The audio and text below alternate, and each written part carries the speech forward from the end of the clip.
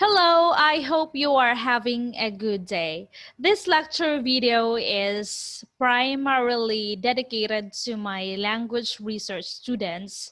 However, if you are someone who is also on the process of crafting your own research proposal, or even if you are someone who is now having a hard time thinking on what topic to research, then you are on the right click because in this lecture video, we will talk about how to find a dissertation or thesis topic. This is just a little part of your research journey, yet it seems to be one of the hardest part. We are all aware that beginnings are sometimes the hardest part of journeys. So the same with research. So it is very important that you will be able to figure out what research topic you're gonna create or you're gonna explore or you're gonna do a research. So first, let's not delay this. Number one, we have to get an understanding on the research process. So this is quite an underrated step because as what I have observed, most students would just look for list of research from their university or even from the Google Scholar or from ProQuest and then try to modify the titles of the research they just found without even skimming into the literature to how the researcher of that certain research gathered his or her data, or how does the researcher come up with the results of that certain study. So it's wrong. It's a wrong thing to do to just look on the titles and just try to modify the titles. You really have to open the document, read the journal, and try to connect whether that journal is of the same interest to you. Because sometimes the title itself of the journal will not give you a compre- profound, profound idea, profound idea about that research. So you need to have a basic understanding of the research process, even the nature of research, the characteristics of a good researcher, because you really need those characteristics in order to survive. For example, resourcefulness, creativity, because in research, you really need to have a good value system, especially the value of patience and honesty. So another also a very important part that you really need to have an understanding is the research methodology. You have to understand whether this research that I am or this topic that I am planning will be a qualitative research or a quantitative research or a mixed method. So you have to understand the difference. You have to be guided on what method will be used on a certain topic. And you also have to understand the fieldwork options and analysis methods before you start the ideation process. So you have to have really an idea on the basics of research before trying to craft a title. But in my case, in my language research class, I immediately give them the task to list at least 5 research topics because I assumed that they have already an idea about the basics of research, because in their other subjects prior to language research, they are also required to submit a research. Maybe not a thesis, but um, a term paper, for example, or an IMRAD type research. So again, this is the basic grit in your journey, the knowledge behind. So number 2 is review previous theses and dissertations from your university. This is very important. That's why I'm already exposing those who are in second year college to journal reviews. They have to explore different journals from phonology to morphology to syntax and to other subdisciplines of linguistics, so that as early as the second year they will be able to see how research is going on a certain journal, so that they will also have an idea on what methods will I be using on a certain interest of research. So in this stage or in this step, as you peruse past theses or dissertations, ask yourself of the following questions. First, ask yourself what kinds of topics did these dissertations cover, and how did they turn topic into questions? So is this journal talking about morphology, and how does the researcher turn the topic morphology into questions? Or what are the issues being covered by the researcher? For example, phonological difficulties of students. So how phonological difficulties are turned into topic questions. Number 1, to what level, or what is the level of phonological difficulties are projected in the following, or are projected or portrayed by the respondents? So it can be observational method. It can be done by an observational method. So a qualitative study. So how broad or narrow were the topics? So in research, we really need to have a narrow topic. So if you say broad, it could be considered as a language study. It's a broader term. When you go specific, you go to phonological differences. So phonological differences itself is still very broad, so you narrow it to phonological differences of different municipalities of Cebu. So that's already a narrow topic. So look into the literature you are reviewing on how narrow were the topics.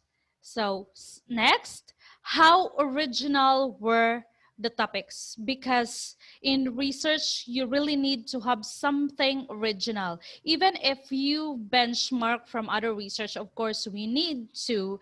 That's why we are bound to achieve more things, because there are already great researchers ahead of us.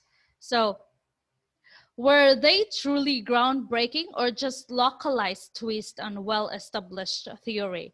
Is that really something very new, or it's just a little tweak of certain research which is very established, or a theory that is already established? So localization is an example of tweaking a certain research. For example, you see a certain research where the environment is Argao, then you can tweak it to you can tweak it to Dalagat, for example, and having, of course, a tweak in the gathering of data, or in the ways you gather the data.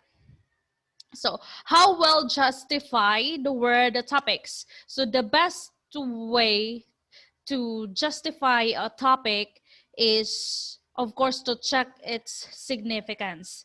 Is it significant to the community? Is it significant to the instruction of our university, or is it really the missing piece in the body of language or body of knowledge, I mean? So did they seem important or just nice to know? Because there are things that we really love to know, yet they are not really important. So next, how much literature did they draw on as a theoretical base? You also need to check the literature they are basing to, because that literature may also be a good help to you, and that you will have an idea on the literatures around your interest. So next, what kinds of research or methods they use, and what data did they draw on? This is very significant that you try to identify the method. Did they use the qualitative or quantitative or the mixed method? So it's really good that you have to reflect if the method they used is successful or not. How did they analyze that data and bring it into the discussion of the academic literature? Because there are many ways on how to kill a cat. The same also with research, there are many ways on how to analyze the data. So by way of inspecting on how they analyze the data, you will be given an idea on how to analyze your own gathered data. So which of the dissertations are most readable to you, and why? When I say readable, it means you are able to connect to that dissertation, because there are dissertations that when you read it, you cannot relate because you don't understand the technical terms, no matter if they are defined in the journal operationally, or for example, if you are reading a journal about a forestry agriculture where there are scientific names of animals or trees, then of course it's not readable to you. So be sure that the research that you are, or the literature that you are trying to review, is readable to you. Be careful, because when you search about syntax, for example, there are syntax that are not related to language, but they are related to programming. So be careful with that. So be sure to really skim how were they presented. So there are formats, there are standard formats. So in your institution, for example, in your own university, there are standard formats. So you have to adhere to that standard, because it is the university which requires you with that research. So different universities may vary in terms of format or the way they presented their research. Even there are universities, for example, that do not include or merge the literature review and the theoretical background, instead of separating it in different chapters. Okay, so next, the most important thing that you need to ask yourself is, can you see why these dissertations were successful? Can you relate what they've done back to the university's instructions? So it boils down to the method. Was the method of the study successful, or the data gathering? Was it feasible? And then and how that certain method became successful, and Again, also it boils down to significance. Is the result of the study significant to the community, to the university's instruction, or even to yourself?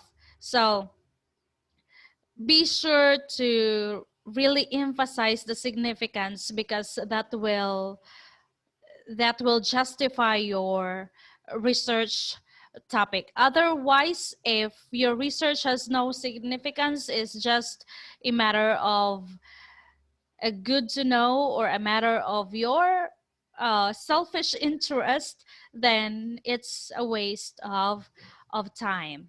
So the third step is to review the academic literature to start the ideation process.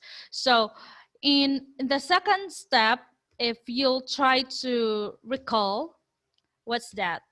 So the second step is review previous thesis dissertations from your university. But the third step is specifically for literature. So now that you are done with the steps 1 and 2, start the ideation process by reviewing the current literature and looking for opportunities to add something original to the academic conversation, because the body of knowledge or the research community is like an academic conversation. So let me give you a situation. For example, I am the teacher and my students are named as Anna and John. So I'm asking Anna, please give me one characteristic of a good researcher. So Anna might answer, Mom, a researcher must be creative. Okay, very good. That's a good answer. How about you, John? Okay, John stood up and then he answered, Ma'am, a good researcher must be creative. So he just repeated what Anna just said. And that's a mediocre. So in the academic conversation, it's the same thing. You need to give something new. You need to find the missing piece. Do not just repeat what is already overdone. So instead of repeating what Anna just said, John should say, a researcher must also be resourceful. Okay, so that is already something new. So that is the challenge in research. That's why you need to review the current literature and look for opportunities. Where can you insert? So where can you insert something significant? Where can you insert something that has not been studied? So for example, if they are doing this certain method, you are doing the same study, but you are tweaking the way you gather the data, and that's a good way of making a difference in the academic conversation. So when I say also current literature, I'm referring to at least 5 years time frame. So for this year is 2021, so it means you have to review literatures from 2016 to 2021 or even 2015. Avoid those very outdated literatures, because studies related to them or topics related to them might be overdone already by other researchers, may not be the research may not be published. That's why sometimes we tend to overlooked that topic is already overdone, or that topic is even very obvious or not applicable anymore. So if possible, avoid those literature which are very outdated. Okay, number 4, you have to identify your potential research questions or topics and shortlist. So now that you have a decent understanding of the state of your literature in your area or areas of interest, it's time to start developing your list of possible research topics. So there are 3 approaches. Oh. Okay, there are 3 approaches that you can follow in identifying your potential research questions. Okay, so first, we have the FRIN, or the further research is needed. This is usually indicated in some journals or even in thesis. It's recommended further research. So at some researchers or some students are required to list at least 5 recommended future research. So the next generation will be guided on what are the possible topics that really needs research, the really topics that really need to be researched, so that the idea or the results of that certain research will be amplified or will be enhanced or will be verified. So that's why one of the qualities of research is replicability. So no matter if how many times it is repeated, the results would still end up the same. So in cases that the results will be in contrary, then still that's a significant part of the academic conversation. So next approach is localized. So put a local or industry specific spin on established theory. So for example, a certain research is language variation in the states of United States of America. Then there is a certain conclusion about that language variation. You can localize that into language variation or dialectal variation of the municipalities of Cebu, or even in southern Cebu, to be more specific. So localized. The upside of this approach is that it is coming near to your home. You will be more comfortable. It will be more feasible for you to do that research because it's near to your home. The downside of this, you will lose a part of your originality. Of course, you just made a tweak from a certain research that you have reviewed. Okay, number 3, or the third approach, is that you will skip the FRIN and the localized approach. It means that no matter how unfeasible your plain stupid your topic appears, just write it down. Again, just write it down. Do not be anxious. Just follow your heart. Just follow the stream of your thoughts. Do not distract. No evaluation in that process. Do not evaluate. Do not edit. Just make it flow. And then I will even suggest that when you already have that uh, rough output of your uncensored brainstorming, you sleep. And after, when you wake up, you will be amazed that you have a certain realization that what you listed needs to consider this and that. So Number 5, you have to narrow down, then evaluate your research topic shortlist. So, as I said in the previous step, do not evaluate yet. Just follow the stream of your ideas. Do not distract your mind. Otherwise, your mind will be confused. Okay, so in this step, you have to narrow down, then evaluate your research topic shortlist.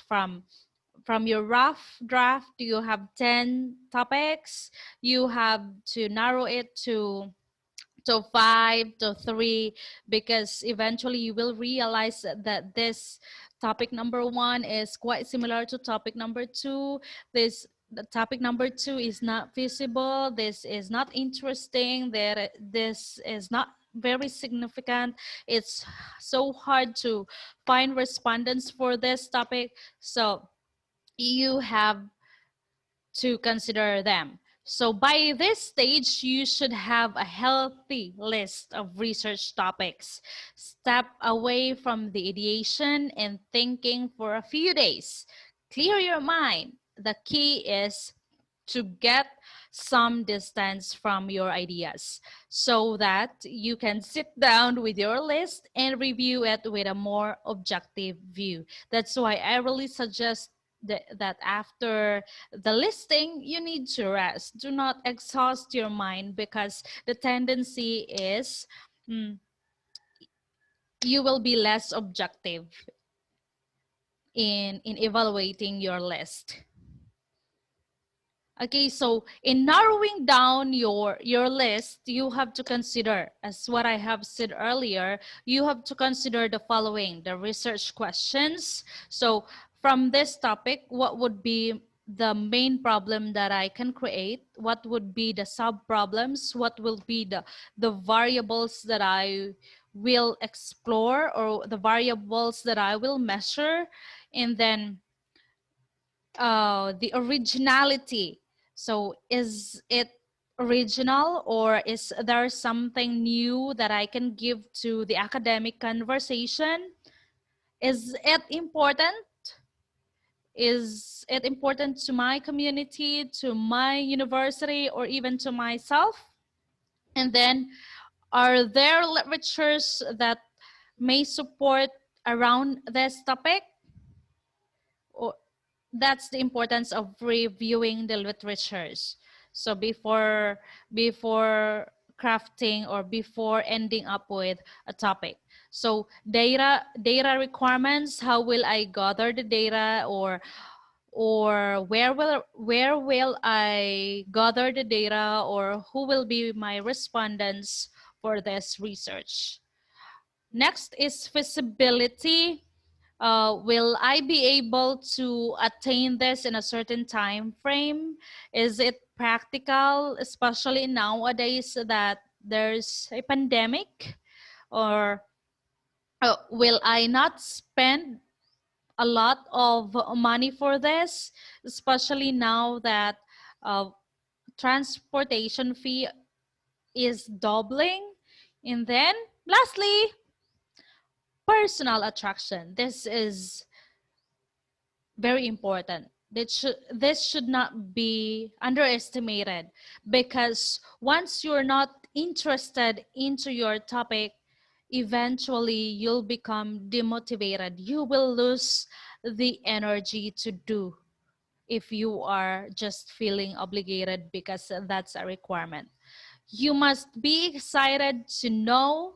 You must be excited to come up with a result. You must be excited to be a part of an academic conversation. You must be excited to be someone who has contributed something very significant to the community or to the body of language. Okay, there are three points that will make a research strong. First, this is actually the summary of those things that you need to consider in narrowing your topics. First is the interest. You should be interested. This is the main capital of research.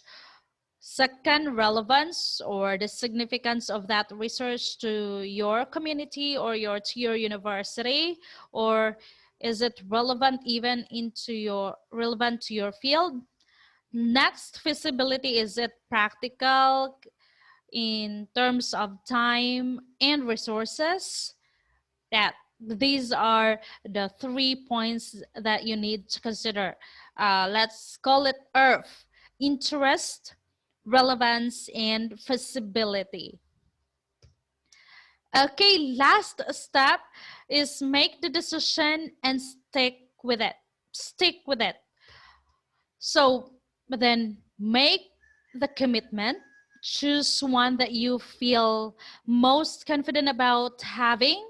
Now consider both your opinion and the feedback from others. Don't doubt your judgment. Don't shift. Don't be tempted by the ones you left behind. This advice is quite familiar because it's like the same with choosing a partner to marry. You have to make a commitment. Choose the one that you feel most comfortable about having. Now consider both your own feeling and the feedback from your parents and your relatives and friends, and never doubt your judgment. Don't shift and don't be tempted by the ones you left behind. And you know what I mean. Okay, so the same in research. You have to stick to it. You have to be loyal. You have to be committed to your own topic. Not that when you read a certain article, you would automatically shift and say, wow, this is a better topic. I would rather shift to this. Then you are already knee deep to your supposed topic. So don't just shift, just be committed. So right from the start, think about it if that's already the final or not, for you not to be uh, confused in the long run. Okay, so since we're all done with the 6 steps, it's time for you to get started on your research proposal.